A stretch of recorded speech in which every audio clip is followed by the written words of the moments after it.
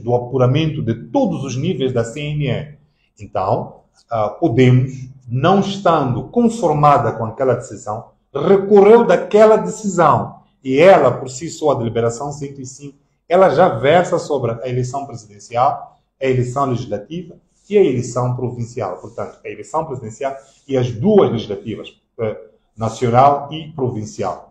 Então, significa que não é necessário, ou não seria necessário, que nós, do nosso lado, Podemos e o VMC, fizessem também 3 recursos, porque a deliberação é só uma. Fizéssemos um recurso para a candidatura presidencial, um recurso para a candidatura legislativa e um recurso para a candidatura provincial. Não faria qualquer sentido. Então, nós fizemos um único recurso e lá estão vertidas as discussões e os pedidos no fim. Portanto, não é necessário. Portanto, essa discussão praticamente ficou encerrada. Entretanto, a mesma ordem, não é, que visa continuar a lançarmos cascas de banana no nosso percurso, então, provavelmente tenha levantado uma outra questão, que é a de saber se o Podemos tinha legitimidade para, não é, perseguir interesses que são genuinamente da candidatura presidencial. Como se sabe, Podemos, sendo um partido, não é, ela faz a remessa dos seus pedidos para a participação nas eleições via CNE. E Venâncio Mondlane, por ser uma candidatura presidencial, desculpa, eu disse Podemos presidencial, é legislativa, faz via CNE. E o candidato presidencial faz via Conselho Constitucional. Aqui abre-se a questão de saber se esta instituição que persegue fins, não é, legislativos, que são deputados da Assembleia da República e deputados das Assembleias Provinciais, pode perseguir interesses que sejam deste, que é da candidatura presidencial. Esta aqui é a questão que suscita debate. Vamos lá fazer um exercício muito simples. Vamos começar até por buscar esta mesma discussão do Ivan Maus. Eu estou aqui a fazer isto que é para não dizerem você está-se a socorrer da tua própria reclamação que você submeteu ao Conselho Constitucional. É para dizer que já outras pessoas têm o mesmo entendimento que nós, não é? E ele fez uma discussão à volta da Lei 15/2024, não é? Onde ele busca o entendimento que começa pelo artigo 55. O artigo 55 fala sobre os mandatários. O que são? Desculpa, fala sobre os delegados de candidatura. O que são delegados de candidatura? Os delegados de candidatura são os supervisores dos partidos nas eleições. Ora, a eleição presidencial, por força da lei, não tem esta prerrogativa de formar delegados de candidatura. E ao nível da eleição das mesas, ao nível das mesas de voto e ao nível do apuramento distrital, quem participa, em princípio, são os delegados de candidatura e também os mandatários. Ora, sendo que estes mesmos delegados de candidatura, em princípio, são aqueles que podem, e os mandatários, desculpa, podem fazer aquelas impugnações ao nível da mesa para a eleição presidencial. Logicamente, todo o material que vai seguindo depois o apuramento intermédio, o apuramento provincial, depois o apuramento nacional, e já pela mandatária nacional. Estes mesmos, se naquela altura das mesas de voto, pontificam como os supervisores daquela candidatura presidencial, logicamente, então, o Podemos, que é o detentor desses delegados de candidatura, pode sim perseguir interesses que sejam da candidatura presidencial. Isto é muito fácil de perceber. Aliás, nós podemos fazer não só esta leitura sistemática, na sistemática ao nível do próprio pacote eleitoral, nós podemos travasar, por exemplo, e buscar a questão da lei 7/91, penso que é essa a lei dos partidos políticos. Como é que se define o que é um partido político? Um partido político é uma instituição ou uma organização que congrega ideias, ideologias ou interesses de grupos de cidadãos.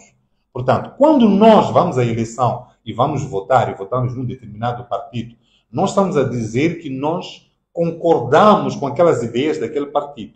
Então, significa que Se um partido, praticamente, tem o seu manifesto que, em princípio, se compadece com o manifesto de um determinado candidato, eles podem se associar. É também com esta base que o próprio Conselho Constitucional, pode ter notado, o Elvino publicou isso na sua página, penso que eu também devo ter publicado, 2 dias depois de nós fazermos o acordo com o Podemos, que nós submetemos um requerimento ao Conselho Constitucional para fazer a transição entre a CAD e o Podemos, a dizer assim, olha, já não vai figurar o logotipo da CAD, porque ela foi chumbada pela CNE, mas nós temos este acordo com o Podemos. Então, quem vai passar a suportar a candidatura presidencial do engenheiro Venâncio é o Podemos. Então, significa que este partido, automaticamente, já disse que persegue aqueles fins. Portanto, é lícito, logo à partida, se ele pode suportar a candidatura presidencial, também pode perseguir estes fins. Pode recorrer, sim,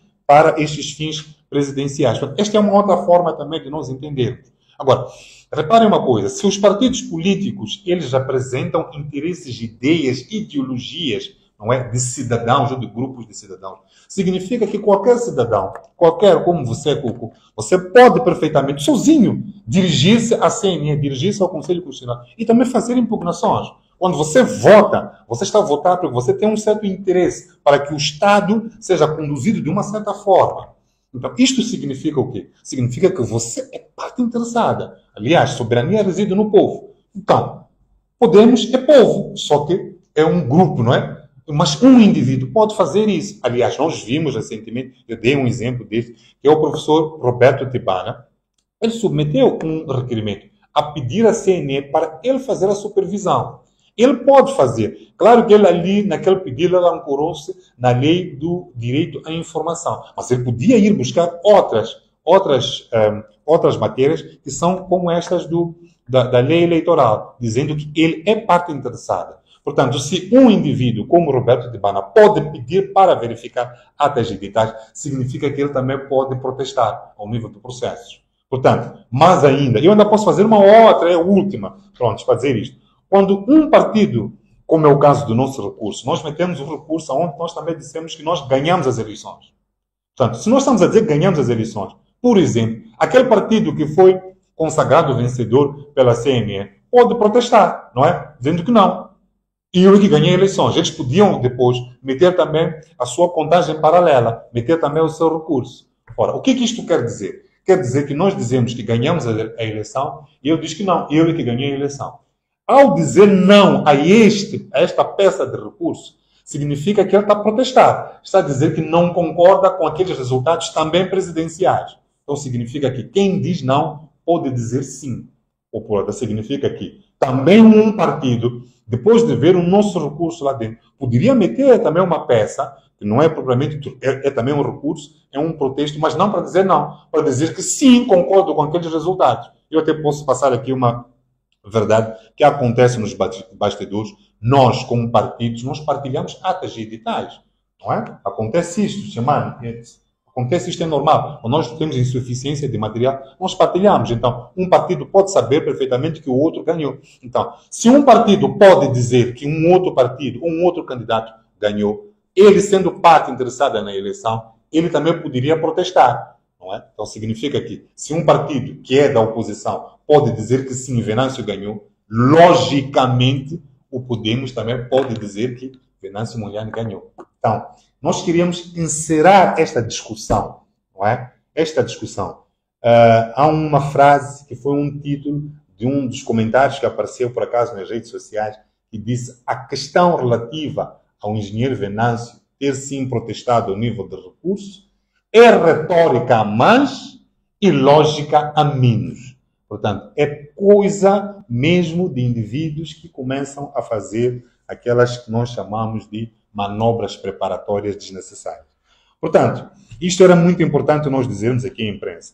Bom, mas também ao nível do nosso café com o Conselho Constitucional, nós vimos também que ela parece estar interessada em conseguir aquilo que todos almejamos, que se chama verdade eleitoral. Entretanto, nós tínhamos tido um conhecimento a partir da imprensa, não estivemos lá, mas agora já estivemos lá e percebemos que, de facto, o Conselho Constitucional... Agora, o Conselho Constitucional... Reparem que, no primeiro ponto desta... Ele desmentiu as televisões, dizendo que não fui eu quem disse que vocês não meteram editais de todas as províncias. Agora, em relação à forma como ela vai conseguir, em princípio, alcançar a verdade eleitoral, ela reconfirmou aquilo que as televisões disseram. Está a dizer que tem atas e editais da CNE, depois tem atas e editais dos partidos. Está a fazer o quê? Está a comparar atas e editais desta com estes partidos. Portanto, pediu a nós, pediu a RENAM, MDM, por aí vai. E se os dados de um desses partidos coincidir com os dados da CNE, categoriza como um resultado válido. Nós dissemos que não. Desacompanhamos por completo essa metodologia. Até porque já tínhamos feito menção que esta forma de avaliar, ela peca exatamente por não ter filtros. Vamos lá dar exemplo. O que são filtros? Eu vou colocar aqui, novamente, não custa nada. Isto como se fosse uma urna. Então, o limite máximo, não é, da urna é o número de inscritos. Portanto, uma mesa, por exemplo, tem 800 inscritos. Então, significa que, por exemplo, todo um posto de votação tem um certo número de inscritos, vamos lá dizer, mais ou menos 3.200. Então, significa que a contagem dos votos não pode ser superior ao número de inscritos. Logo, houve enchimento. É óbvio. Então, nós não estamos a ver o Conselho Constitucional a falar sobre este filtro. Mas temos um segundo dado. Ao nível da nossa história da jovem democracia multipartidária que nós temos visto que o nível de abstenção tem crescido. E estas foram as abstenções, este foi o pleito com o recorde de abstenções. Então, acima de 50%. Significa o quê? Que o segundo filtro, não é, a ser contemplado é o filtro das abstenções.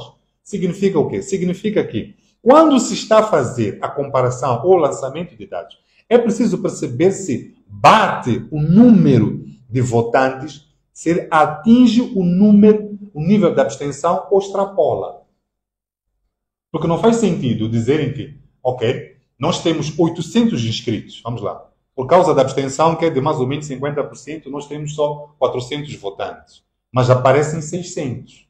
O que acontece? É fraude. É também uma forma de enchimento das urnas. Então, logo, eu vou dizer aqui de forma muito clara, porque eu fiz parte, sou, até este momento, o chefe do Gabinete de Centralização, o nonso apuramento, não é? O nonso apuramento. E dizer que aquilo não é uma coisa séria. Infelizmente, é o Conselho Constitucional, mas não é uma coisa séria. Por quê? Porque nós estávamos à espera que a doutora Lúcia Ribeiro, por exemplo, disse sim que há uma informatização. Mas a informatização que ela se refere é simplesmente meter dados, talvez num Excel ou num aplicativo. Mas ela não fala de crivo, não é? De crivo, chama-se de perícia mesmo.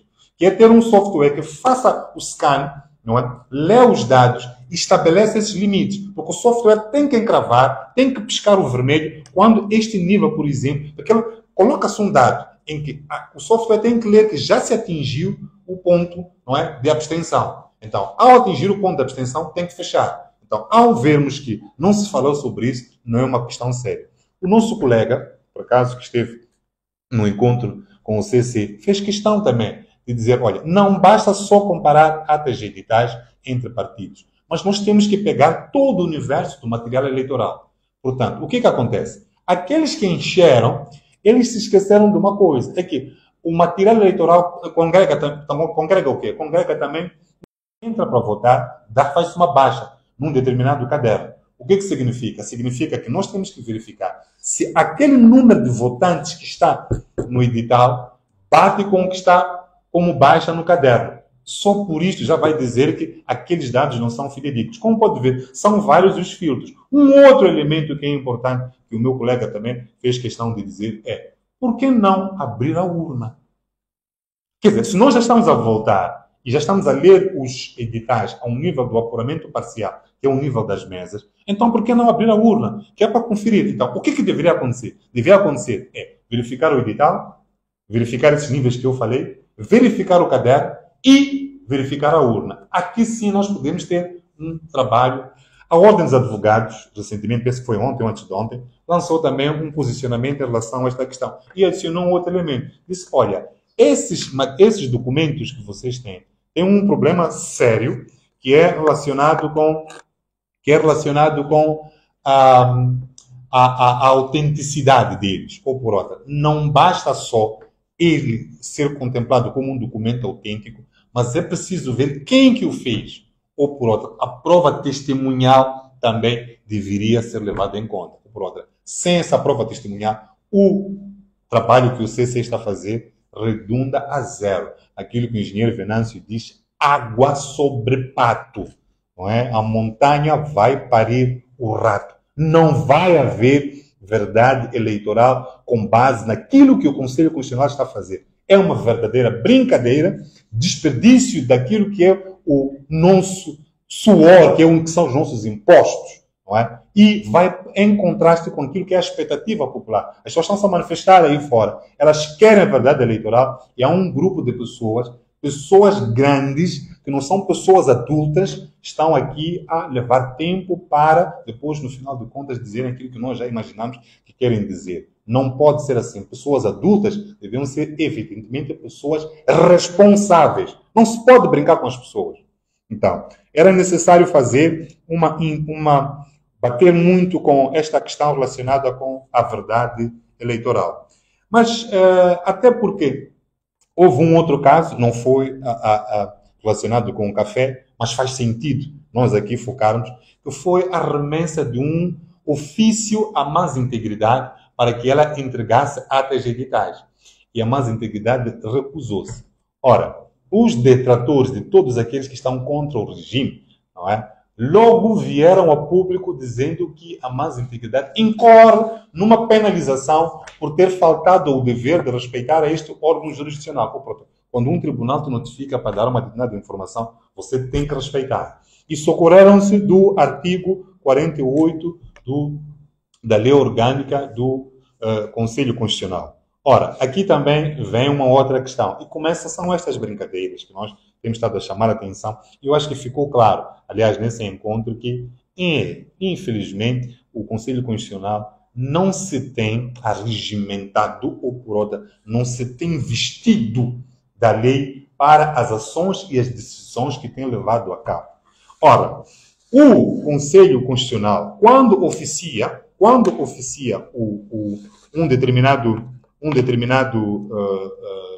uma determinada entidade para prestar a informação, não basta só se socorrer daquele artigo 48. Eu vou ler o artigo 48, que é para vocês perceberem muito bem qual é o alcance dele. É preciso muito bem dizer isto. Muitas vezes nós fazemos interpretações da lei, mas não fazemos ela de forma sistêmica. Não é? Artigo 48, número 1, que foi disto, diz que o presidente do Conselho Constitucional, o relator ou o próprio Conselho Constitucional podem requisitar a quaisquer órgãos ou entidades os elementos necessários ou convenientes para a instrução e decisão dos processos. Vejam bem como é que o legislador termina. Diz dos processos. Ora, quando nós olhamos para o ofício que chegou à Más Integridade, vemos que no topo dela vem que se refere à fase de validação. Então, a fase de validação é uma fase concreta, que é aquilo que nós chamamos que é a fase de checklist. Não é? O que é a fase de validação? Aqui está novamente o grande problema de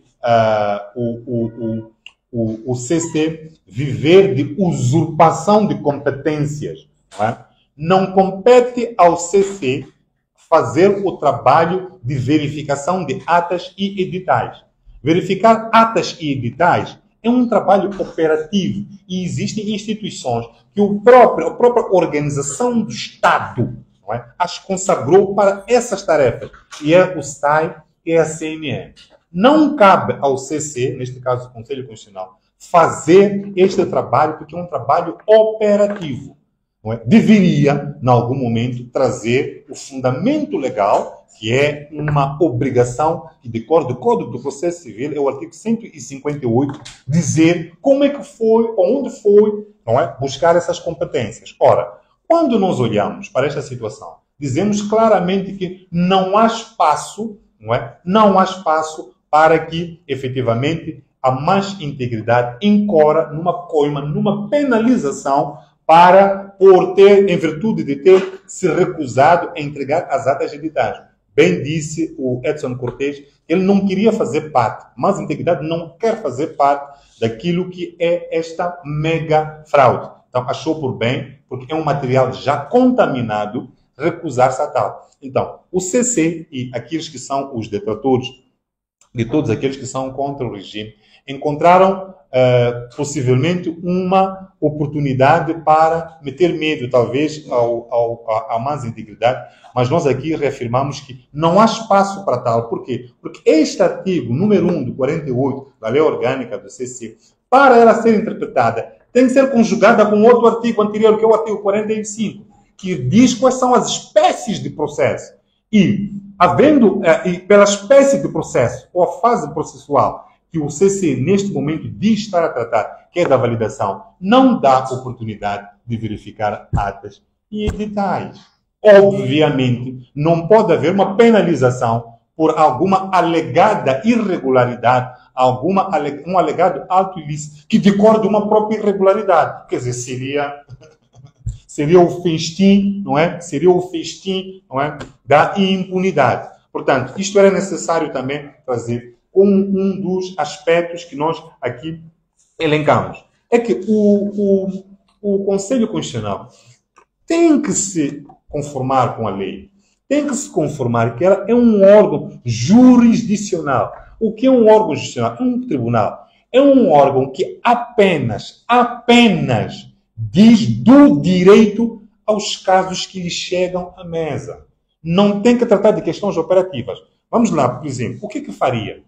Quando chega a deliberação da CNE, se não tivesse havido, portanto, protestos, haver uma fase própria de contencioso, o que ela iria fazer? Ia fazer aquilo que nós chamamos de fase de checklist, que é verificar. As eleições ocorreram naquele dia que foram marcadas? Sim, é um checklist, certo. Todos participaram? Certo. Quem não participou foi notificado para participar, por exemplo, delegados de candidatura, por aí em diante. Os membros da mesa de votos estiveram lá e por ainda e vai vendo gradativamente, passa, por exemplo, para a centralização distrital, o apuramento distrital. Também vai verificar se todos os participantes foram notificados para estar. Se foram notificados para estar, é checklist. Vai verificando, faz um checklist. Então, é basicamente isto. É só para verificar se a lei foi cumprida, se os procedimentos foram respeitados. Não tendo havido cumprimento da lei, os procedimentos tendo sido desrespeitados, ele não vai pôr um certo no checklist, vai pôr X e manda voltar para aquela entidade que lida com questões operativas regularizar aquilo que ele violou. É isso que é o trabalho do Conselho Constitucional. Não estar a contar atas editais, quer dizer, praticamente agora, então, o que estamos à espera é de ver a mesma coisa que aconteceu em 2023, que é o Conselho Constitucional agora a vir trazer os seus resultados. Portanto, potências, como temos estado a dizer, aliás, de uma conversa, de um outro café que nós tivemos, que quisemos lançar essa questão, não é, aos venerandos juízes do CC, se o livro do professor Albano Maci continua ou não a ser válido, porque daquilo que o Albano Maci nos ensina é que as competências não se presumem, elas decorrem da própria ordem pública ou por outra. A lei diz quem é quem e por ser quem faz o quê. Então nós pretendemos deixar claro que esta usurpação de competência do CC tem sido uma verdadeira arma exatamente para esta desestabilização. Ao invés de funcionar como um órgão que vai trazer pacificação, é um órgão que está a trazer desestabilização. Porque as pessoas votam em quem votam e o CC decide fazer das suas. Atenção, direito, chama-se direito aquilo que é o regulador social. Ou por outra, nós somos como, podemos assim dizer, somos felizes aparentemente, porque nós nos sentimos seguros em viver numa sociedade que tenha regras. Eu vou dar um exemplo que já dei uma vez, mas não custa nada dar isto. Quando nós saímos de casa, quem tem carro, por exemplo, quando sai de casa, ele sai de casa convencido que há de voltar para casa. Não é? que durante o percurso para o seu local, ele não vai sofrer nenhum acidente. Por quê? Por causa da segurança jurídica. Ou por outra. Ele tem fé, crê que todos os outros automobilistas vão respeitar o Código de Estrada. Ou por outra, vão respeitar o direito. Quando nós temos uma entidade que não respeita o direito, o que é que ela está a dizer? Está a começar a inventar normas que, se fosse do Código de Estrada, quer dizer que, se me apetecer, eu posso passar para outra faixa. Se me apetecer, eu posso andar à velocidade que me interessa. Se me apetecer, eu posso ultrapassar o semáforo. É isto que está a trazer. Ou por outras, o CC não está a ser um elemento de pacificação. E o direito veio exatamente para regular a sociedade, trazer paz. O fim último do direito é a justiça, e justiça é paz. O que estamos a assistir lá fora é exatamente a ausência de justiça. E é essa falta de justiça que está a trazer estas coisas que nós estamos a ver aqui. E depois querem começar a dizer que é o engenheiro Venâncio. É o engenheiro Venâncio. Mas não é o engenheiro Venâncio. Quem tem estado a usurpar competência, quem tem estado a desviar-se da lei, é exatamente aquele que deveria cumprir. Disse que os juízes são o último guardião da moral, o último guardião da ética, o último guardião da lei. E estamos a ver um CC como o verdadeiro atropelador da lei. Isto tem que parar. Tem que parar.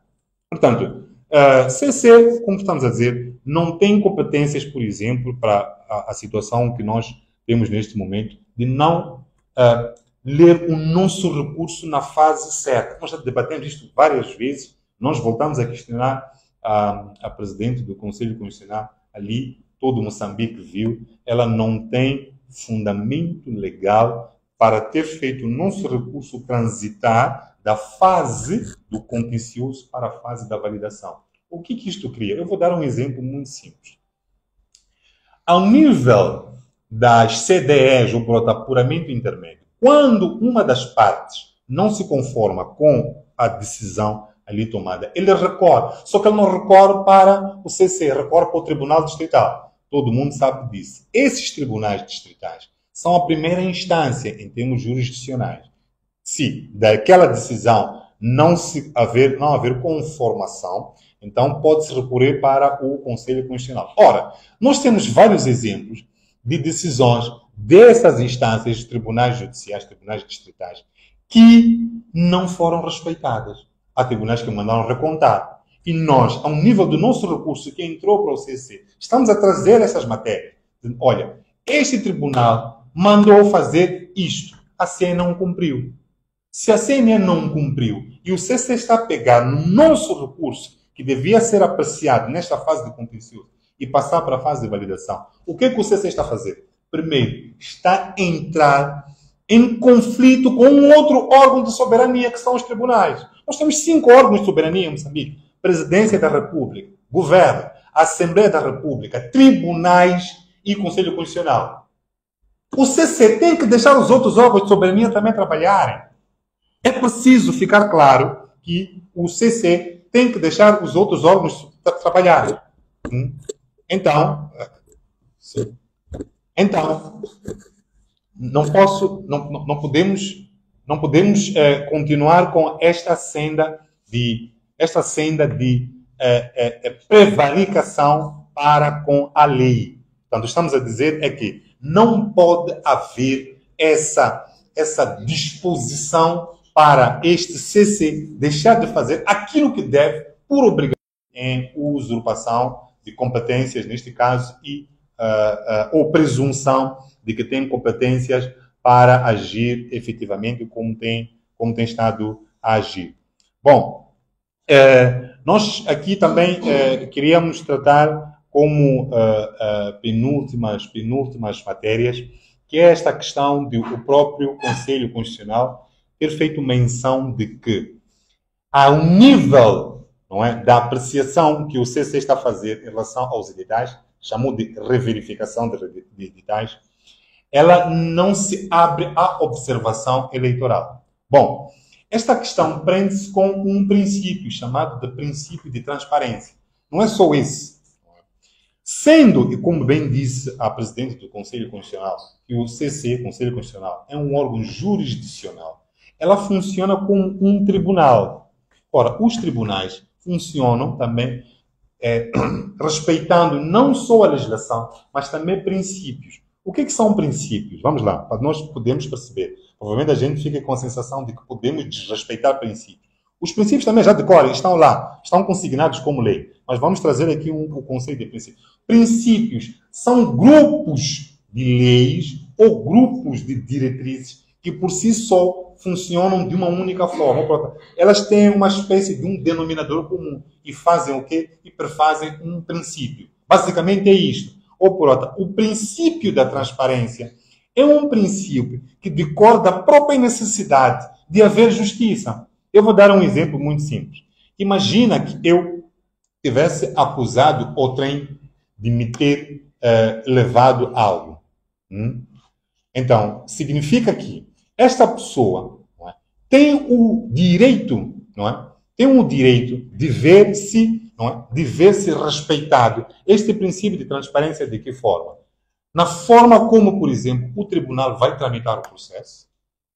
Tem o direito de ver a minha peça que é acusação a dele, por exemplo, e tem direito a participar também do próprio julgamento. Isto é uma questão natural. Imaginem que eu fosse julgado, condenado por uma peça que eu não vi, uma acusação que eu não vi, um julgamento que eu não participei, uma forma de proceder do tribunal da qual eu não consegui inspecionar. Aqui não houve transparência. Então, não se percebe. Por que o CC, já usurpando as competências que são do Conselho, da Comissão Nacional de Eleições e do STAI, não age como tal? Porque ao nível do apuramento de base, que é o apuramento parcial, é por lei consignado que tem que se ter delegados de candidatura. Então, se ela leva os editais, diz, quero ser eu a contar, tem que contar com aqueles, na presença daqueles que são interessados. Eu é que sei ver se aquele número está certo ou não. Eu vou dizer, eu vou protestar dizendo que não está certo. Então, o CC quer aparecer e dizer que contou votos que são favoráveis a mim ou desfavoráveis a mim, e eu tenho que aceitar num princípio, não é, de opacidade, portanto não houve transparência. Então isto fere por completo. É mais uma forma de nós vermos aqui que não se está a fazer absolutamente nada no Conselho Constitucional. Por quê? Porque este princípio de transparência está a ser vilipendiado. Ladeado a este princípio de transparência, existem outros princípios. Por exemplo, o princípio de contraditório. Eu já falei aqui um pouco disto, não é? O princípio do contraditório reza que ninguém pode ser acusado ou tratado algum assunto que incide sobre a sua pessoa sem que ele possa ter oportunidade de reagir. Isso chama-se contraditório. Até nossos pais fazem isso. Se eu vou queixar para meu pai que meu irmão me bateu, ele, antes de bater o meu irmão, não é? Educar o meu irmão, ele pergunta se realmente ele bateu. Não pergunta? Então, isto é um contraditório. E depois pergunta por que você bateu no teu irmão mais novo. Que é para ele perceber o que aconteceu. Ele não parte logo para a sentença, que é, não é? Então, esta é uma maneira de ser e de estar da própria sociedade. O Conselho Constitucional não pode tomar decisões. Veja uma coisa, verificar atas e editais, sendo ela um órgão jurisdicional, é nada mais, nada menos que um julgamento. Então, como é que está a acontecer um julgamento na ausência dos interessados? Não é possível. Nós não estamos a dizer que queremos estar no momento em que ela vai estar a redigir a sentença. Porque depois também passa a ideia de que, depois de eu redigir a sentença, eu depois é que hei de ler a sentença. Então isso é transparência. Isso não é transparência. Isso não é transparência. A transparência, como nós dissemos, tem que ter esse princípio exatamente de transparência, o princípio do contraditório, o princípio de igualdade de armas, que é nós sabemos, por exemplo, o que a CNE, por exemplo, disse do nosso recurso, que é para nós percebermos mais ou menos o que é em função, não é? Em função daquilo que a lei diz, não é? Sabemos mais ou menos qual é a decisão que se vai tomar. Solidários, afinal de contas, o bem que vem daí em diante é um bem comum e todos vão se beneficiar. Se não houver perguntas, não é? Exatamente, sim. Ok. Exato. Exato. A primeira há uma narrativa que não sei se está a cometer irregularidades a alguns partidos para mostrar aquilo que é o projeto de trabalho. o que é que você disse de errado e que acham que é irregular. E também podemos ter frente a frente com o Presidente do Conselho Constitucional. Essas perguntas foram agora. Não colocou o porquê ao Conselho Constitucional. Ok, primeira questão, não é? Tem a ver com o que é que fez de errado. É assim, o Conselho Constitucional é um órgão jurisdicional. Portanto, infelizmente, não é infelizmente, na verdade, é apenas a característica daquela instância, porque é uma instância de recurso até, e faz parte daquilo que é um normativo de todas as instâncias de recurso. Ela não dialoga com as partes. A forma de dialogar com as partes é através das peças processuais.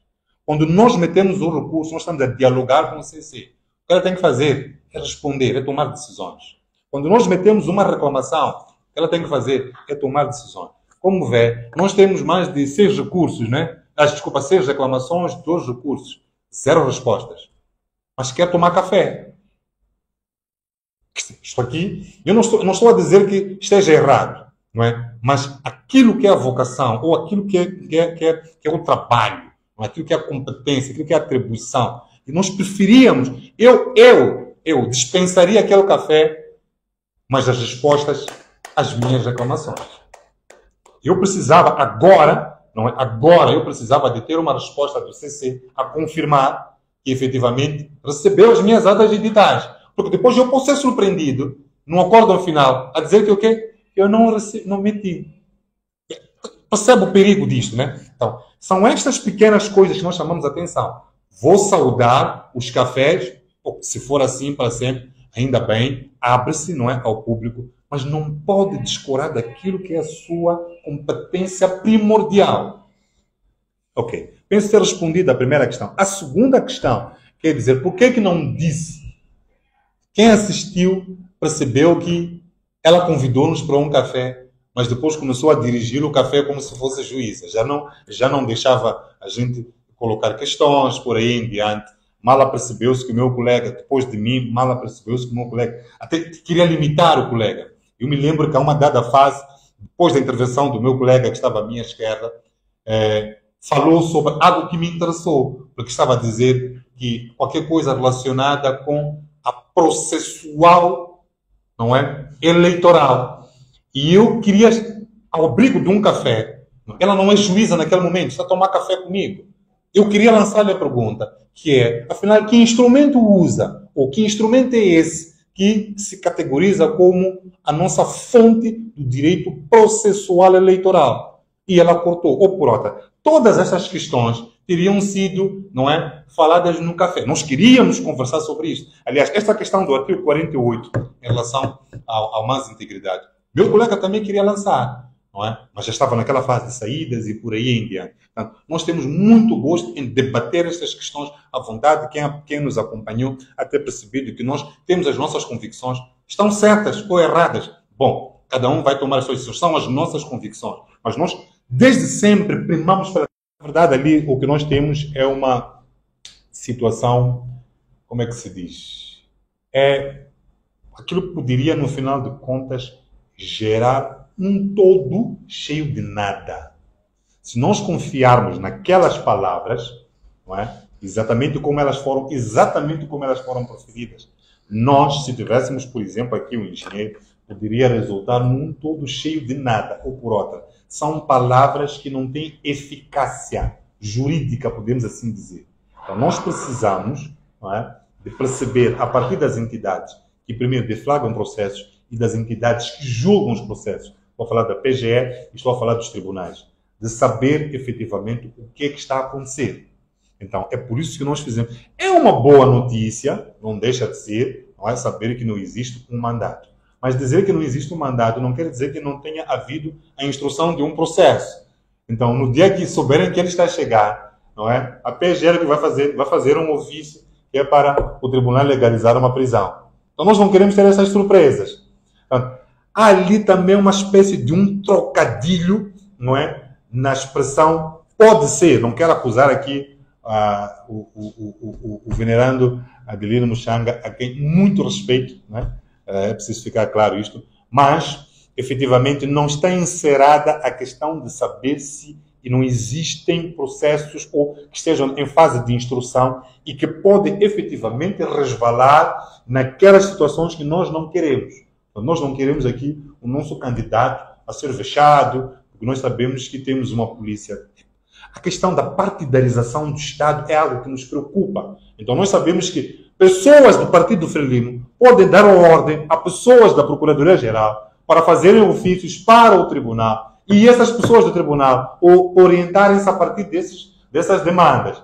Então, nós precisamos de ter um papel, como se diz em linguagem não é comum, que vai garantir que, ainda que existam processos a serem ou estão na fase de instrução, elas não vão deflagrar de forma oportuna, que é para gerar esses danos que nós não queremos que ocorram.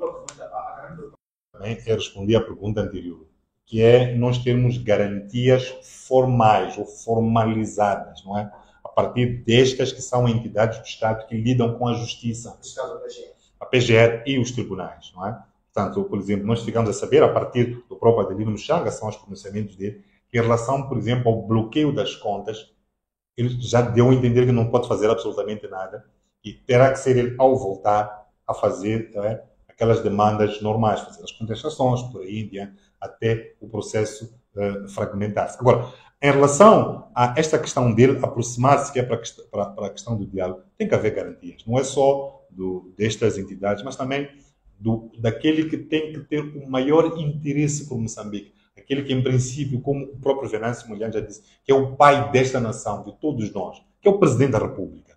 Aqui, nós não vamos nos, como podemos assim dizer, satisfazer apenas com pronunciamentos do Tribunal Supremo e provavelmente com a Procuradoria-Geral da República, mas precisamos de garantias muito maiores. Mas seria uma sobreposição ao Presidente da República dos outros poderes, em violação, por exemplo, ao princípio da separação de poderes. Se o Presidente, por exemplo, emanasse uma ordem para que não existisse nenhum processo, quando os tribunais são independentes, não existe isso. Não, eu não refiro-me a isso. Assim, o Presidente da República, ele, em princípio, além de funções executivas, ele tem funções políticas. Portanto, paz é uma preocupação dele, é uma questão política. Como vê, não é?